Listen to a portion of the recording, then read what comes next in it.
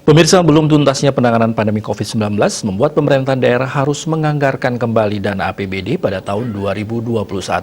Di Denpasar, anggaran penanganan COVID-19 mencapai 30 miliar rupiah yang dialokasikan ke dalam 3 sektor, yaitu kesehatan, bantuan sosial, dan pemulihan ekonomi.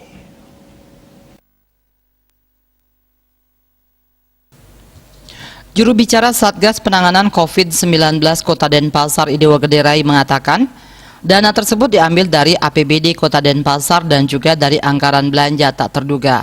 Alokasi di masing-masing sektor yakni untuk kesehatan sebesar 8 miliar rupiah, bansos 13 miliar rupiah, dan pemulihan ekonomi 13,7 miliar rupiah. Pada sektor kesehatan, dana ini digunakan untuk pembelian alat kesehatan termasuk alat pelindung diri. Dana kesehatan ini akan dikelola Dinas Kesehatan sebagai leading sektor pelaksanaan kesehatan di Denpasar. Sementara untuk pengelolaan bantuan sosial dilakukan Dinas Sosial.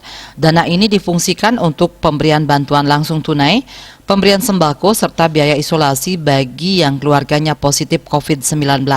Dan sektor pemulihan ekonomi akan direalisasikan untuk berbagai kegiatan baik di bidang pariwisata, pemberdayaan masyarakat, UMKM, koperasi, pertanian, hingga perikanan. Pengelolaan dana ini berada di bawah Dinas Pariwisata, Dinas Koperasi dan UMKM, Dinas Perdagangan, Dinas Pertanian, dan Dinas Perikanan. Dana untuk pemulihan ekonomi ini alokasinya lebih tinggi dikarenakan mencakup banyak sektor. Selain itu, peningkatan ekonomi juga akan sangat berpengaruh dengan kesehatan masyarakat.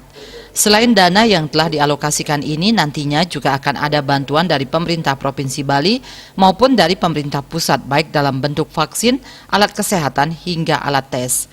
Widya Stuti, Bisnis Bali, melaporkan.